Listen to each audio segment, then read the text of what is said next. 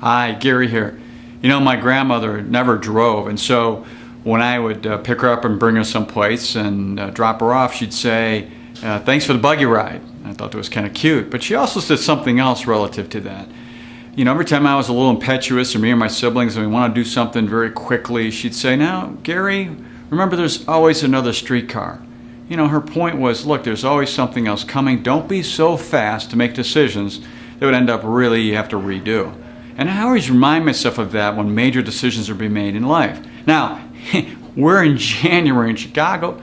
It's not fun here in the wintertime, and a lot of you might be thinking about going someplace warm permanently, or at least for the wintertime. So, you know, how does that all work? You haven't been through that process, because now you're talking about two households. Well, let me walk you through a process that we believe usually takes, and we've watched clients go through this, 1 to 5 years. It really depends on, you know, what they're trying to do. And it's really 3 steps.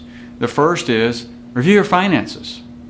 The second is spend a month or 2 physically living in the location before you buy something there. And then number 3 is to execute that plan, both from the financial standpoint and a living standpoint. So let's take these one at a time. Finances. Well, again, this is all about what? Your cash flow. And your cash flow is related to your balance sheet, your assets, and your taxes.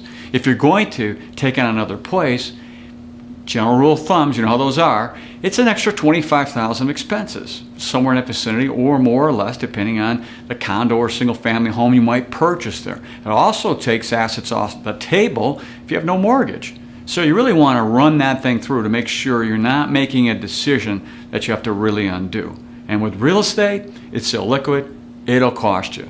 So you really want to be careful about that. Now, number 2 is you decide on a location, go there and live there for a month to 2 months. Why? Because you're not on vacation. You're more living. And so what will happen? Well, you get to socialize with the people. You'll see the resources that are available. You'll see the amenities of the place you're staying in and what you want. And many other things that make up all sorts of stuff about how we live our lives. And this is going to be a sanctuary for you. It's going to be warm. You want it to be a great experience over time. So it's very important to make sure all those elements are there. That's really that second part that's really important. The third part is, now you've identified the place. It might take you once or twice, maybe even 3 times of doing these 1 or 2 months staying in these locations to make sure you got the right place. Then you can execute your plan. In that process, you know exactly what you need to do. Say if you live here in Illinois, you might have to sell your home and buy a smaller home to make the finances work out. Maybe not. Maybe it works out fine that way.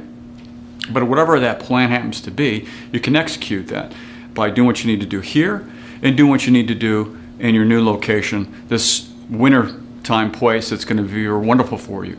All those things that come out about that. So very important to kind of walk through all that. We've experienced many clients go through this, and some have done it the hard way. I mean, it's cost them a lot because they bought the wrong place and had to redo everything, sell and buy in another area that then fit their lifestyle, how they wanted to build their sanctuary. Okay, we got an investment event coming up a week from today. It's at the Wyndham here in Chicago, just down the road from where we are.